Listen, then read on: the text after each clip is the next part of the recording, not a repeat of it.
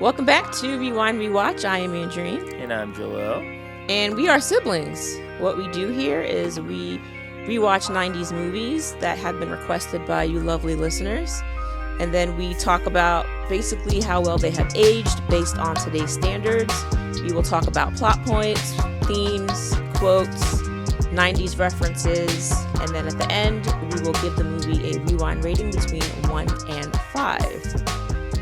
Today we're talking about Ghost from 1990 with a PG-13 rating and a 2-hour runtime. This was requested by, and I'm going to say, Joel, don't correct me this time, Tania. Yeah. I didn't correct you.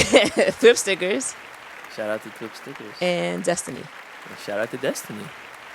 All right. 3 requests for Ghost right on the edge of the 90s. Yeah, just made it. So I was thinking about this yesterday as I was watching the movie.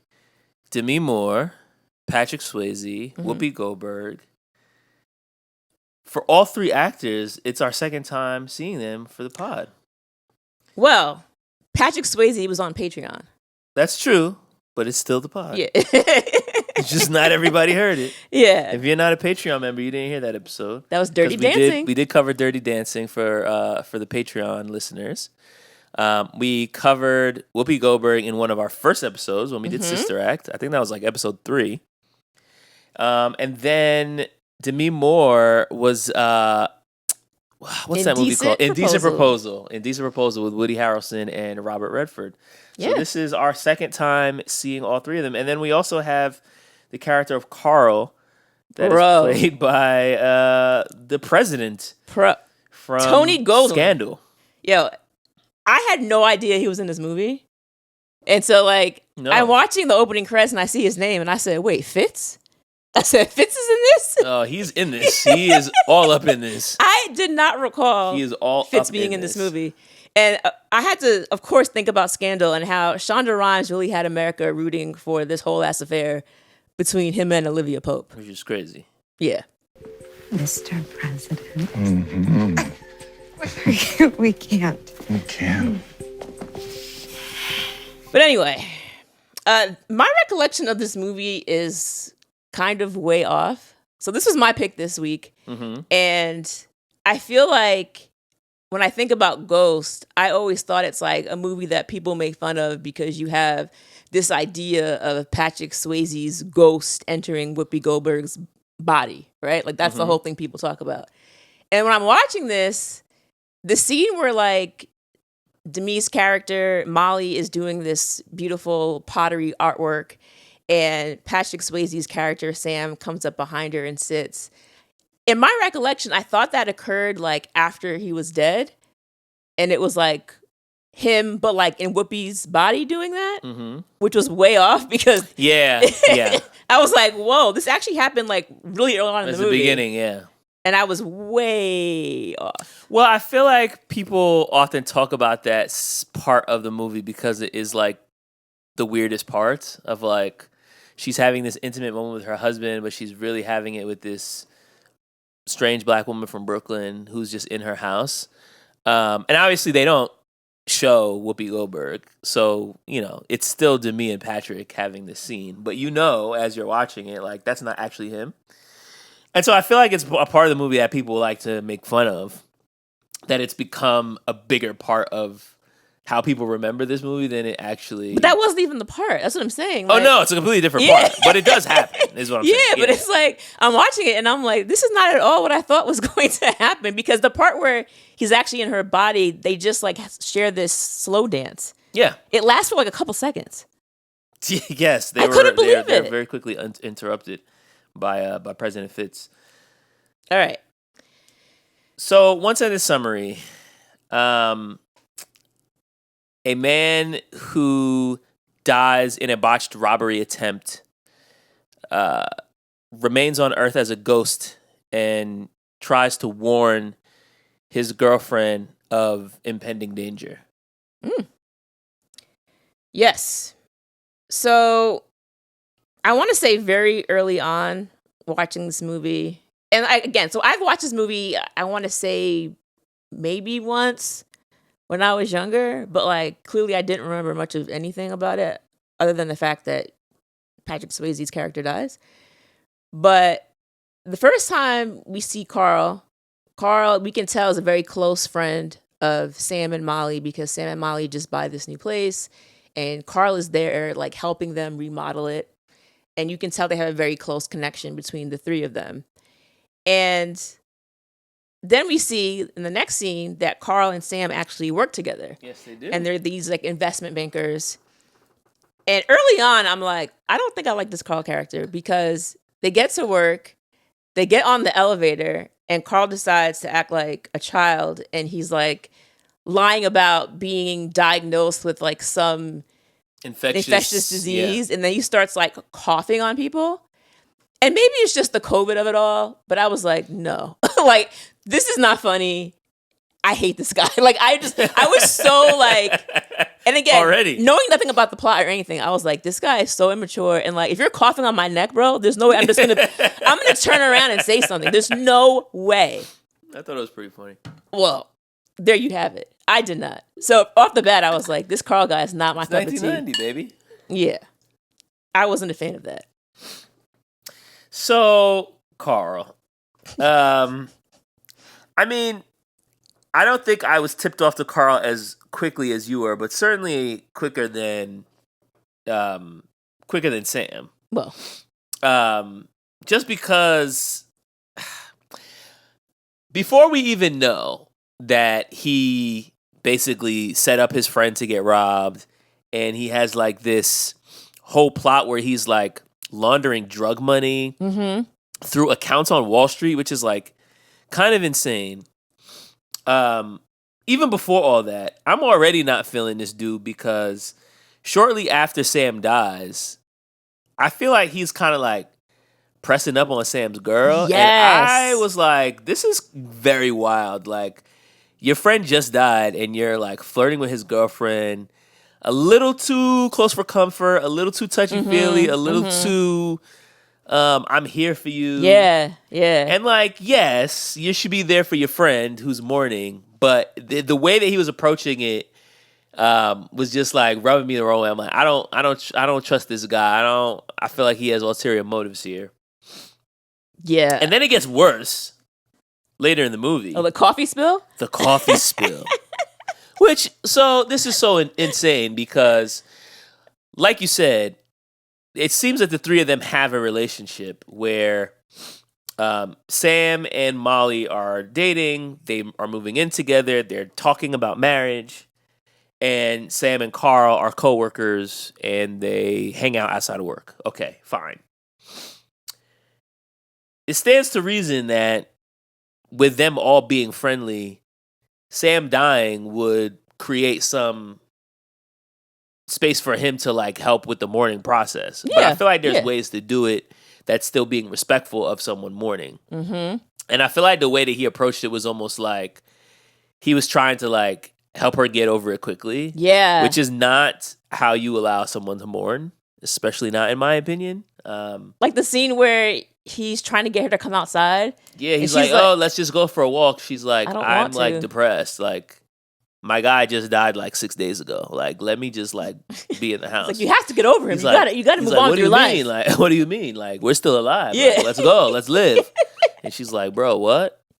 And then she agrees, which we find out later is all a ruse to get her out the house so she could get robbed. But even beyond like the whole like him trying to rob his friend, which is like trash, doubles, super, triple, quadruple trash. Toil and trouble? It's like, he definitely toils and he's definitely trouble. But like, even before all of that, even before you find out that he's smuggling drug money, like, he's already trash because I just didn't like the way he was pressing up on Molly. I just thought it was very inappropriate. I didn't like that either. And like so close. So here's my other question. I have a lot of questions, but the first one. Yes.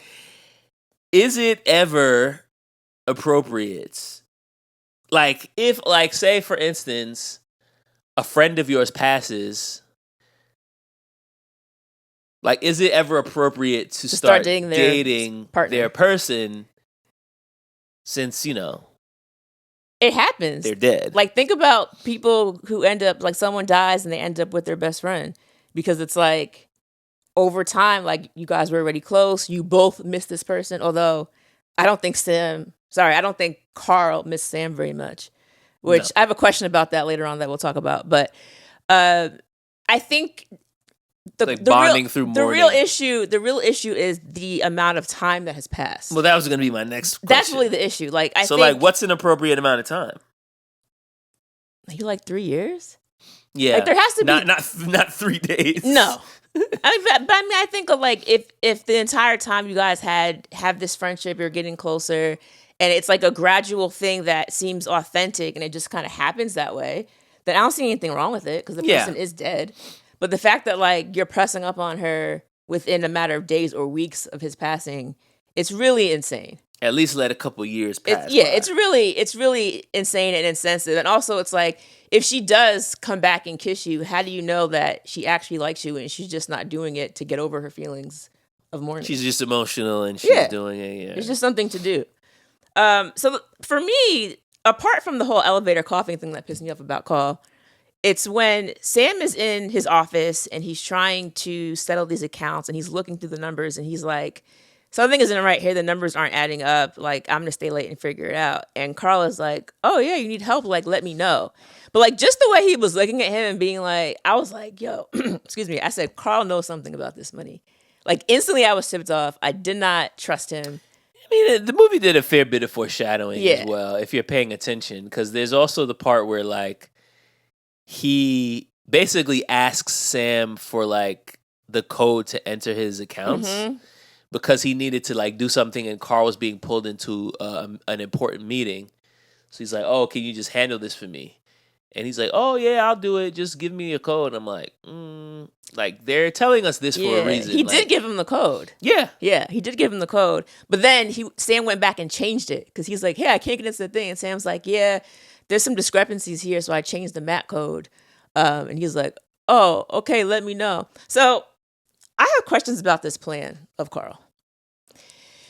Because Carl's a wild boy, man. It doesn't even make sense. So you realize that Sam has discovered something's going on. And it appears based on the conversations that Carl is getting, it's like his higher-ups are in on this scheme because I don't think the drug lords are calling him at work. It almost seemed like his bosses are like, we're working on this. That was unclear. That's what it seemed like to me. But apart from that, okay, so you know that Sam always has this tiny, tiny notebook. I mean, it's probably the world's smallest notebook, if I'm being honest. It's minuscule. Those are the type of things you would carry around in the 80s. You just had things with things written on it because nobody had a cell phone. You just had like little notepads with people's phone numbers and just random They called things. it like his address book, and I'm like, this is not.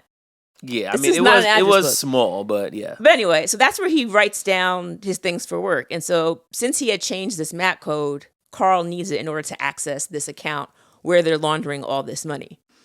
And he knows that Sam always has this little notepad on him. So his genius plan is he is going to hire this guy. Was it Willie? Willie Lopez. Willie Lopez. He's Puerto Rican, according to Winnie's character. Hire Willie to break into the house. No, sorry, before that. To accost him because he knew that Sam and Molly were going to the theater that night to watch Macbeth. And so he accosts him in the street. He's supposed to pull a gun on him, get Sam's wallet, hope the notebook is in the wallet, and then give the wallet to Carl. Well, Sam, of course, is not going to go down without a fight. And he fights back. Willie accidentally shoots him, runs away, doesn't get anything. And go ahead. Actually, no, he did get his wallet because later on we see Willie with the wallet, but there's no notebook in the wallet. Right. But I'm like, Carl, you work with this man and he's like a close friend of yours. Why couldn't you just go to the house yourself and like try to nab it? Or like, I just didn't understand. Like, there's other ways to go about this than to get a random person. It's like he made it way more difficult than it needed to be. Furthermore, if I get robbed and my code is in a notebook that gets robbed, when I go back to work the next day, I'm just going to change the code again. Yeah. So then you're going to have to hire Willie a second time. Like, you're going to have to just keep robbing me. And I'm just going to keep updating the password. So it's I was like, this is not... Bro, this makes no sense. It made no sense. Yeah. So the stakes were way too high. He messes up and he kills him. And what was shocking to me was, like you said, it's like Carl had like no reaction to his friend being dead. He's like, oh, damn. That's crazy. Which didn't make sense because it's not like he was befriending Sam to get this code. They had been friends for a while, it seemed like. The way the movie set it up. Like, they were friends. So it's like, why did he have no grieving process at all when Sam passed? That was so strange to me. Well, they also just don't really spend a lot of time on, like, Carl's motive either. Like, what is the reason that he so badly needs to launder drug money? Because he's laundering like $4 million, and money. He said his cut was going to be like $50,000. So, or like 80, something like that. But yeah, you need $50,000 that badly. You work on Wall Street. You drive a sports car. Like, you're already making a lot of money. So what happened? Does he have a drug problem? Does he have like outstanding gambling debt? They didn't really explain why he's in such a urgent need for cash that he's willing to not only just launder drug money, but he's doing it at work. Well, I don't think he needed it. I think because early on when they're remodeling the apartment, he says something to the effect of like, oh, you guys can fix it up and then flip it for money. And then Molly says, Molly or Sam says, you only really care about money. So that I wrote that down like, well, they're telling us that this guy clearly will do anything for cash, maybe. So that was like a throwaway line they put in there to let us know. There's also a scene where like he's walking down the street, he sees a really nice sports car and mentions Ferrari like, Testarossa. There you go. So it's like they're telling us like, oh, this guy I guess is obsessed with cash, but like you said, there really wasn't a He's clear willing to indication. endanger his friend of X amount of years. The friend was not supposed to be part of it. He just happened to see the numbers were off. You know what I mean? Like, Sam wasn't supposed to be involved. It was just kind of like, oh, he caught it and was like, what's happening here? Because remember, he said, if you want, I'll look into it. And once he, quote unquote, looked into it, he would have made sure the numbers looked okay. Yeah. So Sam was just something that, you know, wasn't planned for, but he was in a way. I have to go back to the coffee. Okay. I feel like I have to talk about this because this, again, is after Sam dies and Carl comes to Molly's house. Mm-hmm. To try to, at this point, he's worried that Molly, at this point, has had a conversation with Oda Mae, and Oda Mae is convincing her that Sam is a ghost, and he's trying to communicate with her, and he's trying to basically dissuade her from this whole idea, and I guess at some point, his plan is to also seduce her to get her on his side, which also just seems unnecessary, but yes, he shows up to the house. At first, it's just like, oh, I came to check on you. Then he invites himself in, and she's like, okay. He's talking to her. She offers him coffee, and then he spills it on his shirt as a way of getting him to take his shirt off. Yeah. Which is crazy to me because it's completely unnecessary. Like, if I'm at a friend's house and I spill something on my shirt, I'm not just going to be sitting in their house topless for the rest of the time. I would just wear the shirt with a stain on it. Like, when people spill things on their shirt, they don't just take their shirt off. That's not something that people do. And didn't she, like, offer to give him a shirt or something? And he just sat there with no shirt on. It was bizarre. I was like, this is not... why doesn't she call this out? But in movies, they do that. It's like, oh my God, it's all over my shirt. Yeah. Well, then he just pops his shirt off. And he's just there topless. And then also it's like, do you really think that this is going to seduce her? Like, do you think me sitting here staring at your man nips is going to make me want to make out? His pecs. The pecs were out, baby. All right. So you mentioned Oda Mae. Yeah. So we got to talk about her. So Oda Mae is played by Whoopi. And Oda Mae Brown is basically Miss Cleo. Call her now. Yeah. For your free tower. I mean, she is scamming people out of their money. And I don't know, I feel like for me, like, there are people that believe in psychics and all that, but I feel like the majority of them are just scam artists. Maybe there are a few people out there who know what they're doing, but if you ask me, what they're going to do is they're going to, you know, take hints from you, and then they'll just kind of create a storyline that'll fit pretty much anyone. Like, that's kind of what I believe anyway. She had that Latino woman, and she just was like, "Oh, somebody close to you," and then she just started guessing a whole bunch of Latin names. Right. Maria, until she finally hit one, and she's like, "Oh yeah, my aunt." She's like, "Yeah, I knew it." Maria is here. Well, so you're saying like majority of these people are full of it. I think it's fake. Would you go get like a palm reading, like or for like fun, a tarot reading, like, or like, yes, would you do it for like, shits and gigs, or would it be like, yo, I might actually like hear something I don't want to hear, so I think I would. So you do it, okay? Yeah. What about you? Yeah, nah, I don't think so. It's funny. You think it's real? I was having this conversation. You know how you have those meetings and you do like the icebreaker at the beginning. It was like an icebreaker conversation about like, do you believe in like the supernatural? Blah blah blah blah. And it was both me and another guy on the call, and he and I are like kindred work spirits because we agree on stuff all the time. Hubby. We have like very similar ways of thinking, but we both were saying like, I don't really believe in it, but I also am not gonna mess with it. Like, do I believe in ghosts and spirits? Not really. Maybe you could consider me agnostic, but like, I'm also not gonna like play with a Ouija board. Like, do I believe Ouija boards really work? Not really, but I'm also not gonna test it out. So that's kind of how I feel about psychics. Like, this is probably BS. Yeah.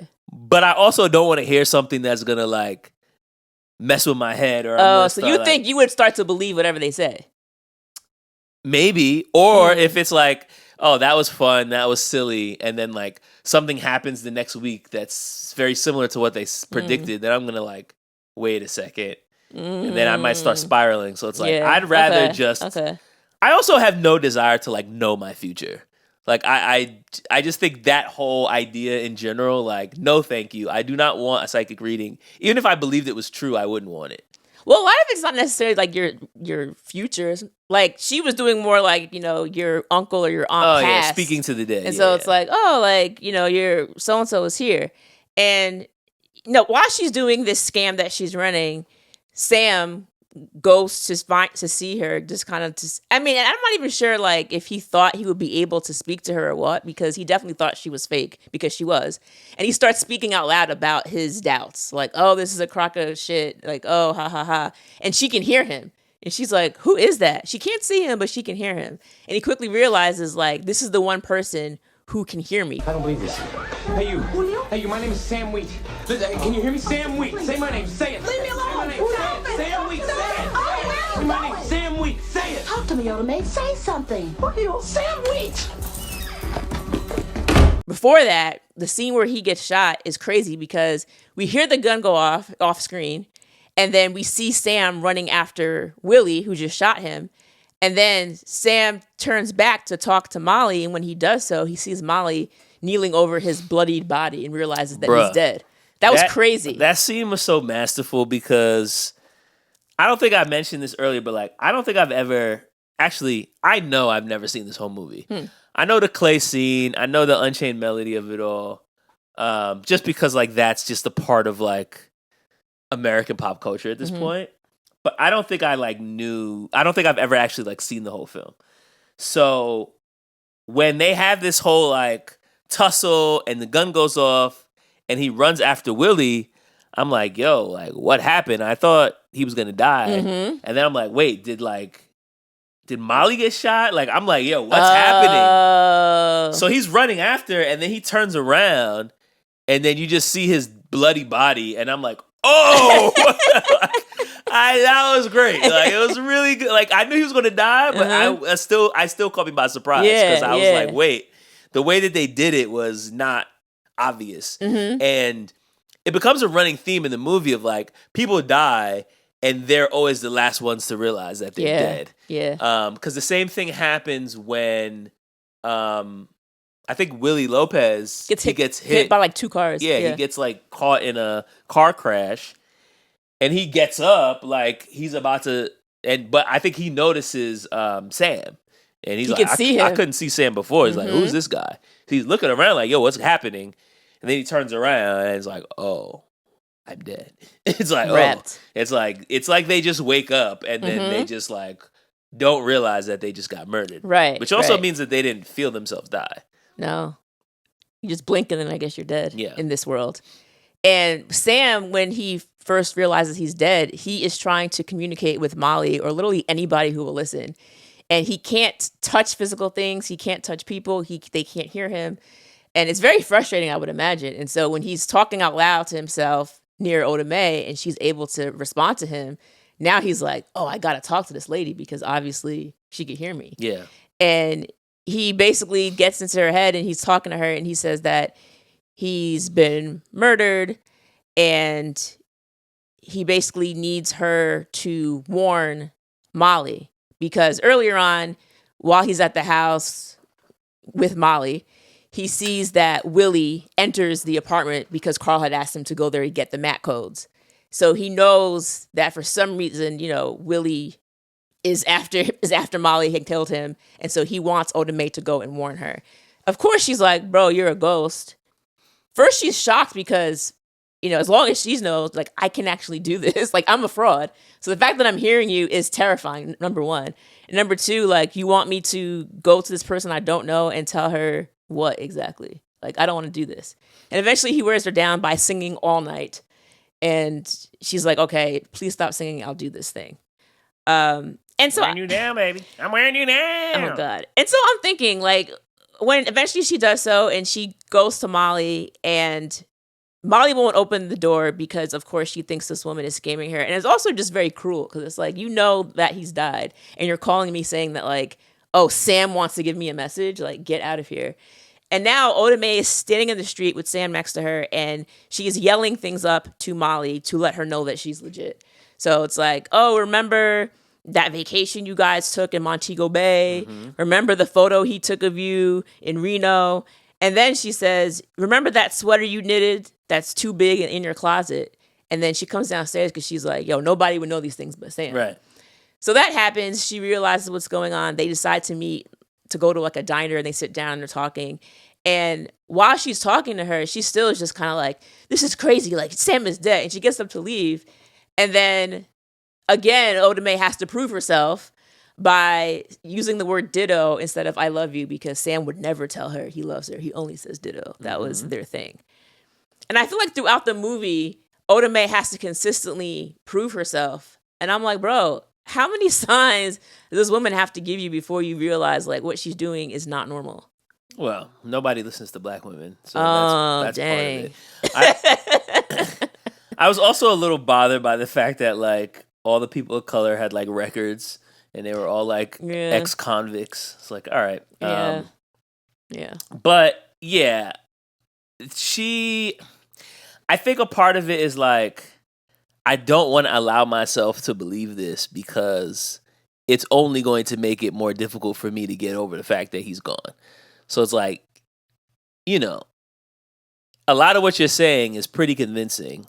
You obviously know things that only Sam would know. But I think she's fighting that feeling of belief. It's like she doesn't want to believe. It's like, when we talked about this with the Shawshank Redemption episode. And, Morgan Freeman's character talks about, like, the danger of having hope.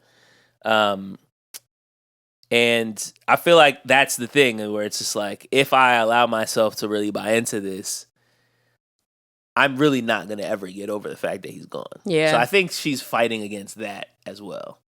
And then, of course, there's the whole police precinct visit where she goes and she's trying to get information on Willie. And the cop's like, yeah, well, Willie has no file, but Oda Mae does. And she it's like scamming and like fraud and dating all the way back to the 70s. Yeah. Like, she is a con artist. Like she's a straight scammer, but we know that she's a real medium because she can hear Sam. She's surprised by it herself, but apparently the gift runs in her family. Her mother, her grandmother could hear, can speak to ghosts. And she just was like, yo, I assumed it just skipped over me. So I just pretended like I could hear it so that I could make this money. But like, she's actually real now. Man, and it's funny because later on in the movie where he goes back, it's like word has gotten out that she can actually hear. So now all of the ghosts in Brooklyn are like showing up to her storefront to be like, yo, you can hear me too. Like, let's go. I loved that scene, particularly the scene where like that one ghost was there to see his wife. It was like a black family, and he's like trying to talk to her, but then Sam's trying to talk to her at the same time, and Whoopi can't get the voices clear in her head. And so this ghost just runs into Whoopi's body and takes over and starts talking to his wife. He's like, baby, what'd you do to your hair? And it's like, Whoopi was so funny in that scene. It was really well done. Orlando, is that you? Patricia, where you at? I can't hardly see. Here, she's here. In front of you, I'm right here. Damn, baby, what you do to your hair? Orlando, you like it? It's autumn sunrise. And Whoopi was so good in the whole movie. Oh, yeah. She killed. Yeah. Well, you know, she's so good. You know, she's an EGOT winner. Did you know that? I might have known that. I might have forgotten it. So she won an Emmy for The View. She won a Grammy for a show called Whoopi Goldberg Original Broadway Show Recording. She won a Tony for something called Thoroughly Modern Millie. And then she won the Oscar for this film. Oh. Yeah. I did not know she won an Oscar for this. Yeah. But it's good. Good that she She did. was She hilarious. So anyway, I'm thinking about like just the ghosts in this world and how it works. Because earlier on, like we said, Sam is not able to move things or touch things. And he realizes that ghosts can do this because one day he's on the train and he meets the train ghost. Train ghost was terrifying. Nah. Like, he was scary. Yeah, he's mad creepy looking. And I feel like I've seen this guy in other things before, and he always just like looks mad. Like he just has like a creepy looking face. Yeah. So they always put him in these roles where he's like the scary guy that people are trying to avoid. Yeah, he was terrifying. And he's basically just yelling, "Get off my train!" the whole He's time. wilding out. But he's able to throw Sam and push Sam and break the glass in the train. And so it's very clear they're wanting us to see that like ghosts are able to do these things, but for some reason Sam hasn't learned how to do it. And so Sam ends up going back to the subway. And I really like this scene because he's trying to like hunt this ghost down. And at one part, you know, he learns now he can walk through doors, and he's putting his head like in between the train cars as it's going by to like see where the ghost is. It was just so cool. The ghost comes out and meets him, and he basically tells him he has to, you know, get all of his anger and all his feelings down into his stomach and concentrate on an item and be able to move it that way. And he basically has like this training course for Sam in the subway when they're able to learn how to like, you know, move this penny and kick this can and move this sneaker. And now Sam knows how to use this energy, and now he's lit. He's like, oh, I can actually move things now. So now you can kind of be a force now that you can actually use your ghost powers. Nah, I'm pretty sure Creepy Train Ghost was not all the way there. Like he seemed to be a little off, particularly at the end where Sam is trying to ask him about how he died, and he like flips out. And he's like, I didn't jump. They pushed me. And he's like, okay, who pushed you? Yeah. And then he just like spazzes out. Yeah. And he's like, I can't take this. And then he just like jumps back into a train. Yeah. Presumably, you know, to go onto the train because he's a ghost. So he just goes through it. But it also felt to me like maybe that's how he died in the first place. Yeah. So it seemed like he like was not fully there, but was, you know, sentient enough to understand how to live in the ghost realm and how to like teach Sam how to like kick soda cans. Yeah. He's just very angry. Like there's no peace for that man. No. Well, that's the other thing, right? Like we see in the film, even when Sam dies, that initially there is a light that's shown down from above, which is presumably his pathway to heaven. But instead of staying in the spotlight and going up, he like turns around and walks away back to his body, because he still has, you know, this unresolved issue of who did this to me? How, what am I going to do? My girl's here. We were talking about getting married. But later on in the film, we see like the guy in the hospital who dies and goes straight up.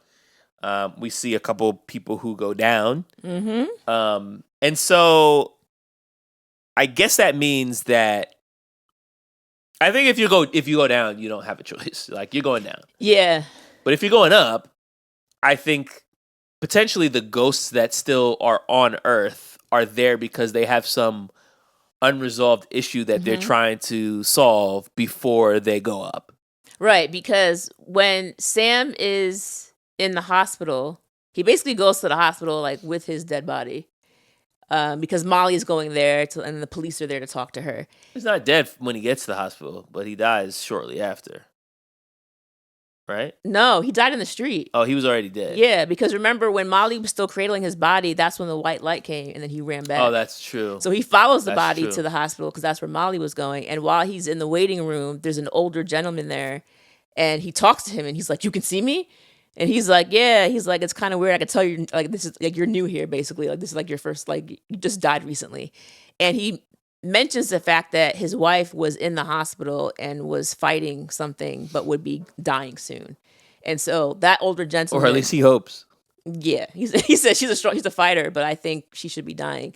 So it seemed as if like he died, but he didn't want to move on until he had his wife, which is kind of sweet. And so I guess he's been waiting around until she finally was able to join him. So I would presume, based on how the movie is set up, like you said, that he would also be going to heaven when he dies because he probably had a choice to avoid the white light. You talking about Sam? The older gentleman. Oh, the old man, yeah. Because he'd been there for a while waiting yeah. for his wife. Yeah, we don't see when Willie and Carl go down. There's not like there's not a choice. Like they are literally accosted by demonic forces that grab them and drag them to hell. So wait, something about the demons really fast. I found this to be very interesting. Like, do you remember like the sounds those demons were making? It was like this very creepy, like groaning and yeah, they're groaning. They're in hell. So what they did to make that sound was they basically took sounds of babies crying, they slowed them down, and then played them backwards. Oh, wow. When you know that and listen to it, it's so creepy. It's so creepy. Yeah, you don't want to go down. Yeah, so going back to your point, you said going down, they don't have a choice, but then going up, it's like...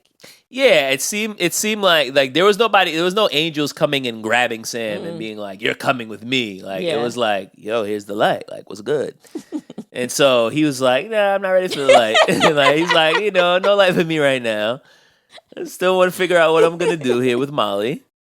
You had that room full of ghosts at Oda Mae's office. So all of those people presumably also walked away from the light. Yeah. But yeah, like Carl was not given an option. Like he was like, "Oh, you're dead? Like, all right. Wrap you." Yeah, wrap you. Yeah, like you're not Earth is no more. Like you don't get extra time on Earth. So, if we're to believe the canon of 1990s ghosts, then that means the only ghosts left on Earth are the good guys. That's what I was thinking. So in this narrative. In other movies it is not so much, but in this movie. Because even the ghosts after they die, like think about Sixth Sense, right? When people were dead, you saw them as they were killed. Like you saw their head blown out and like the gut wound. But here the ghosts still appeared whole after their death. And thinking about Oda Mae in that room full of ghosts, it would assume, like based on this world, if you're going to see someone and you wanted to talk to a person that you love who has passed, if they're able to get in touch with them, then that would mean they went to the good place. The good place, yeah. If you went and they were Shout like, out to Ted Danson. if you went and they were like, "Oh, I can't get in contact," well, yeah, you know where they went. Oh, you can't. Oh, that's why you can't get in contact. Can't get in contact. Yeah, that's crazy. There's no reception down there. There's no cell phones allowed. They got no service. Well, now this is now making me think how many films we've watched that had ghosts in them, because you mentioned The Sixth Sense. On the Patreon, we covered What Lies Beneath. Yeah, had a ghost element. She definitely went to heaven, that ghost. You don't think so? Yeah, I mean, yeah, she got murdered by her lover. Yeah. I mean, that doesn't mean she went to heaven. No, but it wasn't her fault. She wasn't acting like Carl. Right. Dumbass Carl ended up getting himself killed. So yeah, maybe we should talk a little bit about how Carl ends up getting himself killed. Oh, Carl was but so the thing about Carl, and also, how did Carl get a gun? Like, what is happening here? Doesn't this guy work on Wall Street? He's an investment banker. Why does he have a gun? Well, because he runs with the bad guy. Maybe Willie. He hangs out with Willie. So. He doesn't hang out with Willie because when he goes to Willie's house, Willie's literally said, "What are you doing here? Why are you at my house?" He's like, yo, it's crazy, bro. Like, there's this psychic. It's crazy. You weren't supposed to kill him. He's like, what? This woman knows who you are because Otome, basically because Sam is able to go anywhere. He's a ghost. He's able to learn about the fact that Carl and Willie were actually working together. And I mean, just think about how Sam felt in that moment to realize that like your close friend, if not best friend, has essentially gotten you killed. Whether or not he planned for you to get murdered, like he could have used an unloaded gun to do the job. You know what I mean? It's like, Why did you bring a loaded gun? But anyway, so now Sam's realizing like, this guy has basically stabbed me in my back and now I'm dead. And now my love is in danger because he still needs those codes. So he ends up getting the codes and everything seems to be okay as far as his money is concerned. But then what happens is Sam gets Otome to go to the bank. And I love this bank scene. He goes to the bank. Fantastic. And Rita, it looks like you'll be withdrawing $4 million from us today. $4 million? Say yes. Say yes. Is that correct? Yes. Yes. Yeah. Yeah. Yes. That's correct. Easy. Well, how would you like that? 10s and 20s. Basically, they had this account was under a name Rita Miller. And then they were going to like end up moving the money from that account to an account like in the Bahamas, I believe they said. Some offshore account. Yeah, it was all shady business. And because Sam knows this, he tells Otome, she goes into the bank. How she was able to have a fake ID that said Rita Miller, I'm not quite sure. Oh, well, we already know from her criminal record that she's assumed multiple identities. So she has a way of getting IDs. Like she's done this really many times. Yeah. And so she skips town and she turns it to somebody else. We don't even know that Otome Brown is her real name. That's just her name right now. But she had been arrested under multiple names in multiple states and cities. And we find this out when Molly goes to the police station with Milton from Office Space. Yeah. As Stephen Root is one of the cops that's talking to her about this. So Otome knows how to assume other identities. So presumably it's not difficult for her to get a fake ID. Yeah. So she goes to the bank and she basically like is able to say that she's Rita Miller and she's closing out her account. And when she realizes it's $4 million, I mean, her eyes light up because as you can imagine, it's like, I'm taking out $4 million. Like, this is fantastic. And because the money is now gone, when Carl has until like 6 p.m. or something to transfer the money from this account to this offshore account before the drug. 4:55 or something like that. 3:55. It was supposed to be like 5 minutes before the market closes. Oh, yeah. So then it's like you do it and then the money's gone. And then by tomorrow, nobody will notice because Yeah. And also you'll get your cut and you'll be good. Right. And because the money is now moved, when he goes to the account, bro, this scene, he sits down at the computer and he puts in the number and he goes to open it and it said, account closed. He said, what? Like his face, like he looked sick. like sick. He said, something's wrong with the computers. It's like, and everybody's like, no, what are you talking about? All of our computers are working He fine. went to a second computer and put the number in again. It still said account closed. Like, bro. Somebody's messing with the system. Like, yo, you need help? Brother, you look crazy. And you can't report it to anybody because you broke the law. So then it's like, if you're stealing and somebody steals stolen money, then it's like. He was sweating bullets. So then he's like basically in the office all night trying to figure out like what he can do, like what's wrong. Just typing in the same ass code 79 times. Maybe it'll work this time. No, the account is still closed, sir. So he's is there. The rest of the office is gone. It's just him by himself. He's in the office. And now Sam is there. And Sam, he's getting ready to have his fun. Because he's like, this guy's screwed and he killed me, so screw him. So at first he starts like moving like the chairs around and like making things move. Then he goes to the computer and he types murderer. Man, Carl jumps up and he's like, who's doing that? Who's doing that? And then all of a sudden you just see Sam. Man, that scene was fantastic. Fantastic. So all of that context kind of explains why like he's losing it. Because he's like, yo, Sam is a ghost. Molly knows what's going on because now Molly is in cahoots with Oda Mae. We know Oda Mae. And now he knows that the ghost narrative is true. Yes. He knows that Oda Mae basically took the money out because Molly saw Oda Mae at the bank earlier that day and was like... And admitted it to Carl when he popped his shirt off. Didn't know. Yeah, because she didn't know what was going on. So he's putting two and two together and he's like, yo, Sam's here working with Oda Mae and Oda Mae's now dealing with Molly. He's like, and I'm going to get killed. It's not just the fact that like, I need this money. At this point, it's like, the drug lords are going to kill me. I lost $4 million of a drug dealer's money. I'm dead. They're not going to believe that I lost it. No. They're going to think I stole it. Of course. So like, he's a dead man. So at this point, he's desperate. And he's just like, where's the money? Give me that check. Give me He threatens to kill Molly. This is why... It's crazy. When you have a nice, cushy Wall Street job, you don't mess around with drug dealers, you jackass. Well, that's true. He was already making a lot of money. You do not need to be endangering yourself by dealing with these shady characters. You're already robbing people legally. You don't need to be doing this other thing. But yeah, Carl shows up with a gun and starts chasing Molly and Oda Mae together.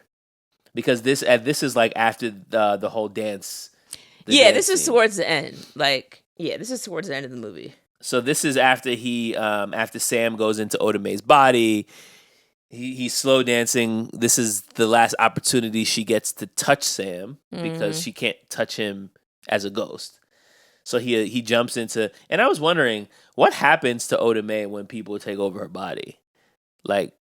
Because they are now like using her eyes. Where's her soul? You mean? Yeah, like where is she in this? Maybe it's like how people have like DID and they have multiple personalities, and so like one comes to the forefront and others go back. So maybe like it's like a turtle shell, and her soul. So she just goes to sleep. Her soul just dips back, and then she wakes back up. She's like, "Yo, what happened?" Yeah, she probably was a little disoriented. Yeah, a little dizzy. So she don't even remember dancing with Molly. Probably not. Yeah. Yeah. So yeah, Carl comes in and he's like, yo, everybody has to die. Which again, like, is not gonna get you your $4 million back because as far as he's concerned, Oda Mae stole it and she's like, yo, I gave it away. Which like she did give it away. To those nuns, yeah. Which is crazy. Yo, real thick. What do you think about that? Like, would you? She was so hesitant to pass over that check, and I'm like, I can't blame her. Nah, if the first of all, I'm holding a cashier's check with $4 million in my hand. I've never had this much money before in my life. I've only had it for like 5 minutes, and you're telling me to give it away already? Like, bro, like, can I at least get a cut? Like, you're not gonna let me touch none of this. I'm giving away the whole 4 M's, and I'm definitely not giving it to the Catholic Church. That's first of all. Like. I thought that was like a nice like Sister Act tie. Like, oh, she's giving it to the nuns. She's in Sister Act. No, I mean, yeah, shout out to the nuns, but like, nah. But like, nah, I'm not giving it to the Catholic Church. But in Sam's defense, he basically was saying like, this way it can't be traced back to you. Like, that's true. That was really the whole thing because like it's a cashier's check. Like, what is she gonna do with it? Go to the bank and deposit it? Yeah, because it is still drug money. Well, yeah, it is drug money. It's drug money. So he's like, yeah, it's blood. Also, it's blood money because they killed me for it. He's like, this is not money. And, Sam's a good guy. So he's like, give it to charity. If it turns into a RICO case, then you're liable to go to prison. Because, like, it's $4 million. Yeah. It's not $40,000. Yeah, that's true. I guess she did have to give it away. That hurts, though. Yeah, I understand. So now Oda Mae and Molly and Sam's ghosts are all trying to run away from Carl. Sam is trying to use his ghostly ways of knocking things over to disrupt Carl from getting to them. And what happens? At one point, I know that he when he tries to like throw a chain at Molly or something. Something he tries to throw comes back and like knocks the window over. Yeah, but I don't remember because he ends exactly up getting what it his was. neck like So like in the window. they basically like ran through like a fire escape, and she like goes through a window in the building into like some abandoned apartment somewhere. I don't know, some loft apartment that's not remodeled yet. And so he chases her up there, and I guess he tries to like throw the chain to get her, but it backfires, knocks into the window, this rusty, broken window that he did not think to pull himself all the way into. Yeah, it didn't really So he's laying halfway through the window, and then it just comes crashing down through his gut. Lights out. And that is the end of Carl, and then the demons come and take him downstairs. So that whole window scene, I feel like they did a lot of foreshadowing, like you mentioned before, because earlier on in the movie, when Molly and Sam first move into their apartment, they're trying to get this huge sculpture through the window, and they have like the ropes tied on it, and they're showing that Sam ends up like getting up there and like swinging on the window, and he's able to get the thing in. That was and I'm so like, bro, dirty what are we dancing. doing? I was like, why is he gonna fall? Like I just didn't know what was gonna happen. I'm like, why are they doing this? And I started thinking about, this is kind of like off topic, but when we were younger and we were in Mount Vernon, New York, we were moving from one apartment to the other. You were really, I don't know if you remember this, but mom and dad's friend, because the apartments in New York, the stairwells are so small, you really can't get anything up. They were literally moving. There's no elevator in that apartment. Oh no, I mean, this is New York in, late 80s, early 90s. Everything was a walk up. And I remember they had to actually climb up the fire escape, and they were like putting our furniture and like dad's piano like through the window. And so I was laughing to myself because I'm like, this is moving in New York, because you can't. How big was the window that they fit a piano in it? Maybe it was like big pieces of it, like maybe like the legs and whatever. But dad had a piano. Yeah, he did.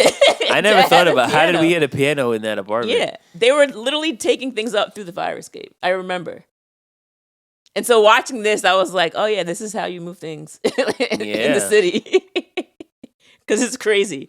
But yeah, he ends up dying by the window. And yeah, I mean, at that point, he was going to die either way. If you really think about it. Like, it was over for him. Yeah, because the money was already gone. Yeah.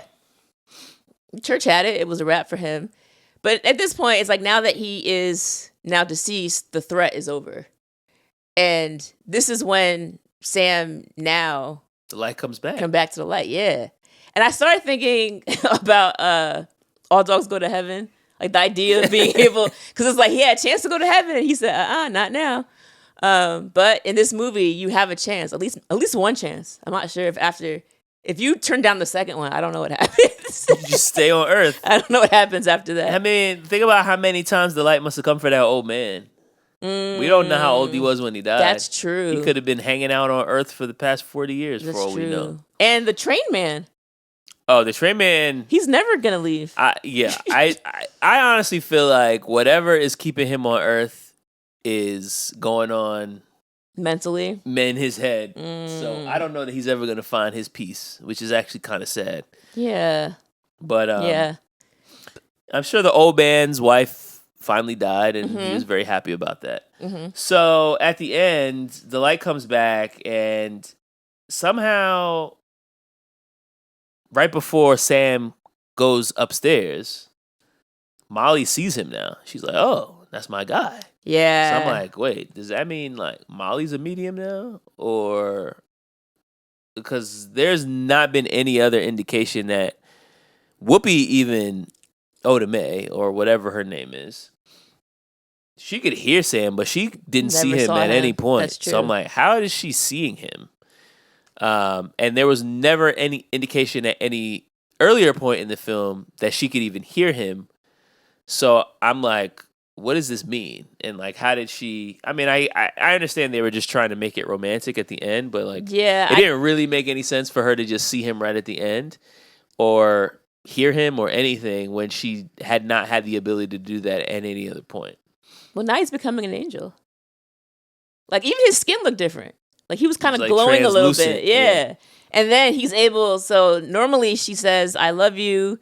he always says ditto, and she's like, why do you never say it? And he basically is like, I mean, people say things like this all the time. They don't really mean it. And it's like, okay, but like, do you love me? It's like, it's not answering the question. And he would just say ditto. So this time, now that she can see him for the final time, he says to her, I love you. And she says ditto. Maybe she saw him for the first time. Oh. True love. All right. What do you think was the theme of Ghost?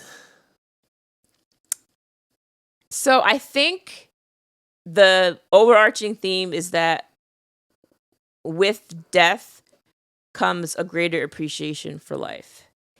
The reason why I say that is because with Sam, through his death, he was able to learn and also verbalize that he really does love Molly.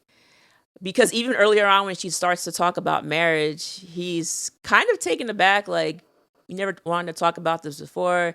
And I kind of felt like he was a little bit hesitant about it.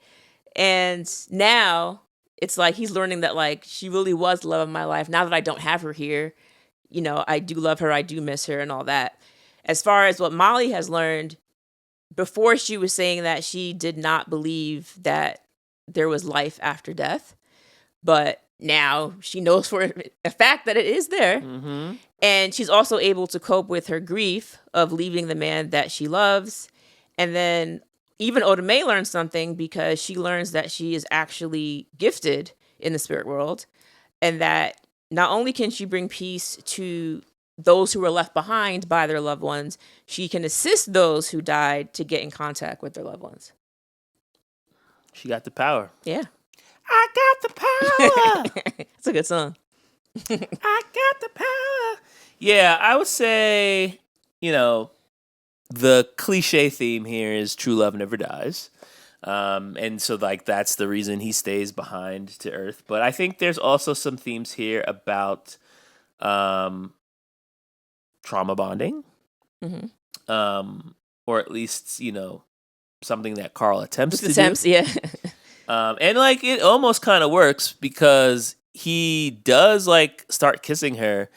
And I feel like they get interrupted because Sam is in the room, incensed, and he jumps to try to, like, stop them, which he can't do because he's a ghost.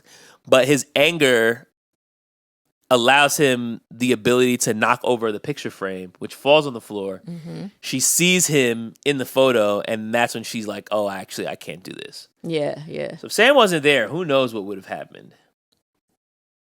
But I also would say, like, there is this theme about, like, the power of grieving, which is, like, an odd phrase to use. But I do feel like there is...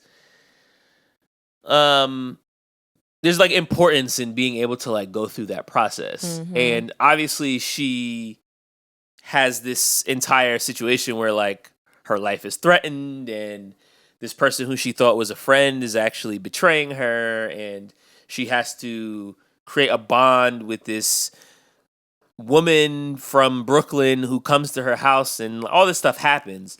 But at the end of it, she still has to let Sam go. Yeah. And I think she's allowed more than most a proper opportunity to say goodbye, opposed to him just, like, lying dead in the street. But I think there is something to, like, finally coming to that realization of, like, this person is not coming back.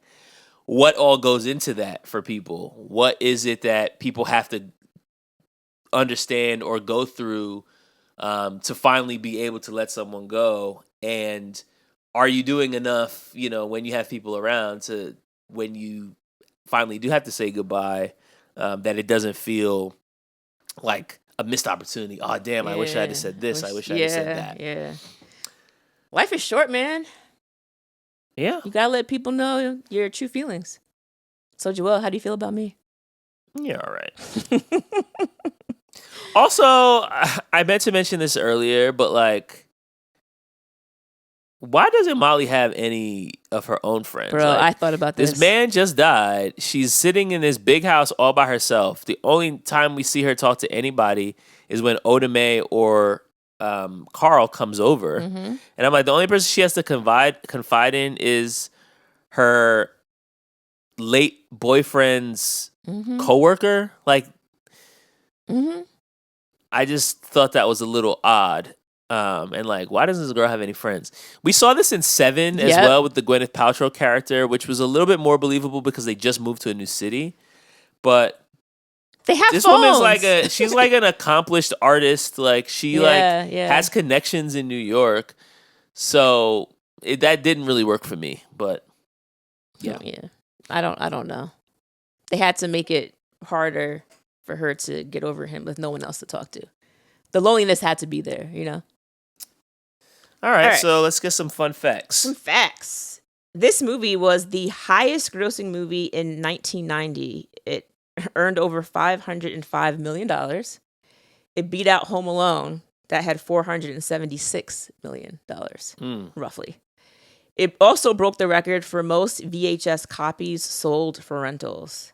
It was nominated for Best Picture, and it also won 2 Oscars. Whoopi was one.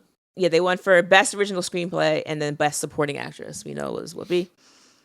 For Oda Mae, Tina Turner, and Oprah Winfrey were both considered for the role. But they went with her, which I think was a perfect choice because she has that comedic part of her. I can see Oprah doing it. I don't know about Tina Turner, but I don't think I've ever seen her act before. That's true. Yeah, I'm not sure about that. But nah, Whoopi was perfect. Yeah, she sure was. Bruce Willis turned down the role of Sam, saying that he didn't understand the script. And he basically says that he regrets that decision. Then did a ghost movie 8 years later. So. Also, it's like you didn't understand the script, but you understood the Fifth Element. I don't know how She's perfect. I don't know how that works. She's perfect. The song Unchained Melody that everybody knows this movie for was actually written in 1955 for a movie called Unchained. But everybody knows it for this one. Yeah. The pottery session that we saw was parodied in The Naked Gun 2.5. That was directed by David Zucker. So I didn't mention the director of this movie his name is Jerry Zucker.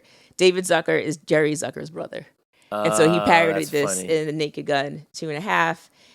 And I was listening to an interview with the cast just about the film in general. And Demi was saying that doing this pottery scene, like, it was so hard because, you know, it's a very hard thing to do. When I was an undergrad, I actually took a class in pottery and I ended up dropping it because it's so hard to, like, put your foot down and, like, have the perfect pressure and pace so that the urn spins at the right time.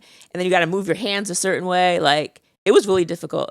And there was a part in the movie where Sam is sitting behind her and she is like trying to move his hands with her to like build this thing.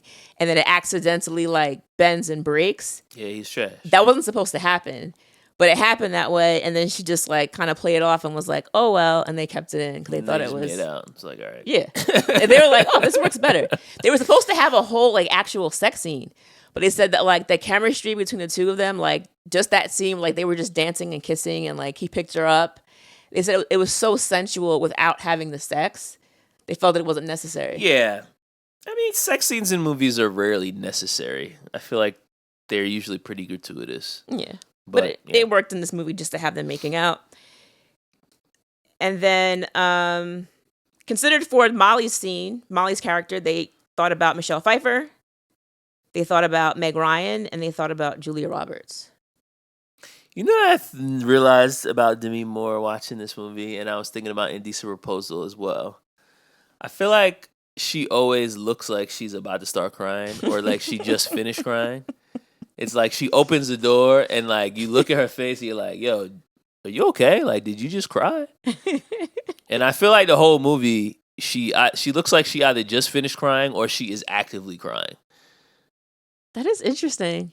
And I don't know, is that just me? But like, I don't know. She just has like a very like I'm about to cry face, or I just finished crying and I just wiped my tears away. She does look kind of sad because even when we think about Indecent Proposal, like even the scenes that she has there where she's just like sitting it's just kind of like her eyes are when Robert Redford's Yeah. like hitting on her at the pool table. I'm not that kind of woman. She just has like a very like puffy-eyed look. But it's still very cute, you know? Yeah. It's still very cute. So it works for her. And then lastly, Goldwyn, who we know as Fitz, told a story about being at a restaurant where a waitress like almost refused to serve him. Like she kept like looking at him angrily, and he was just like, yo, do I know this woman? Why is she acting like she's mad at me?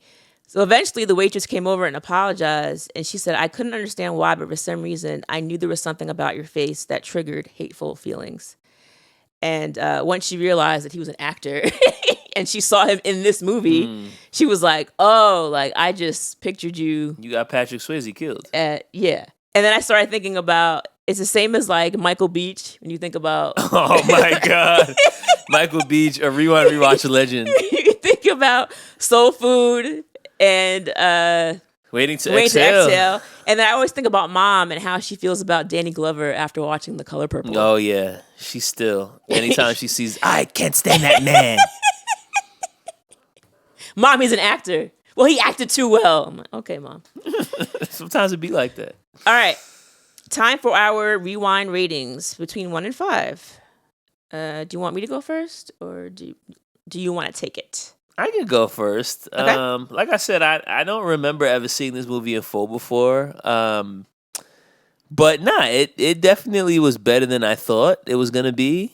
Like, okay, this guy dies, he turns into a ghost, he's trying to get back with his girl. Like, it seems like it's gonna be like a really sappy movie. Mm-hmm. You know, Unchained Melody, you know, pottery scene, but then it's like that's not really what this movie is. Is way more. It's like a supernatural suspense film. There's some romance elements, of course, but it's definitely, I don't know if I would categorize this as like a romance film, not in the same sense as like a Dirty Dancing or a Titanic or something like that. Like, I feel like there's a lot of intrigue, there's a lot of comedy. Yeah. Like, there's a lot of things happening in this movie that made it more entertaining than I was expecting it to be. So I'm going to give it 4 rewinds. Yeah, I'm with you. I was surprised because I really went into it like, oh, I'm about to watch this corny movie. And then it started. And like you said, like the scene where he dies was just so well done, in my opinion. And him dipping his head in and out of the train. I love that. I was like, how did they do this in 1990? I was surprised by the tech. Yeah, like him like learning how to move through doors and just learning how to be a ghost. And it was just fun to watch. Like the whole plot line with Carl trying to kill them and then adding a Willie into it. It was just a lot of intrigue. Whoopi was fantastic. Like, I just wanted to get back to her scenes. I just loved everything that she was doing. And I really enjoyed it. And honestly, I feel like when it came to Swayze and Demi, they really worked well together. Yeah. Like, it felt like this was a legit couple going through this grieving and this loss and trying to figure out how to go on. Because not only does Demi have to figure out how to live on the earth without him, he has to now leave her and, you know, go up to the good place. I really enjoyed this. And I forgot to mention briefly, like I did say that Jerry Zucker was the director. What's kind of strange about this is that the movies before this is he directed Airplane, which is a comedy. And then he was the writer on Naked Gun 2.5, and Naked Gun 33 1/3. So it's like, this is not a comedy film. This is like completely out of his wheelhouse. There were jokes in it, yes, but Wow. This is really good. Yeah, I'm like, And those are like specific types of comedies Yes. too. Those are like dad joke comedies. yeah. And I'm like, this was really good. I was surprised. I was like, I really enjoy this. As far as things that didn't age well, there really wasn't a lot. There was like one line where Oda Mae gets the money where she says with this money, she wants to send her sister to a fat camp, which was like, we didn't really need that. But other than that, this was a really good watch for me. I'm giving it like a 4.2. Okay. That's not drastically different than what I said. No, but it's good. It's good. it's good. I enjoyed it. Let us know your rewind rating for Ghosts. You can reach us at all of the social media sites at RR90s Pod. Search for Rewind Rewatch on all of your streaming sites. We have episodes weekly every Thursday. We also have additional bonus episodes exclusive to our Patreon members. It is only $5 a month to join the Patreon. And we have bonus episodes where we cover movies from the late 80s and early 2000s. Sure do. Any final words for our wonderful listeners before we wrap up the Ghost episode? Molly, you in danger, girl. Of course. You in danger, girl. All right, y'all. Later. Adios.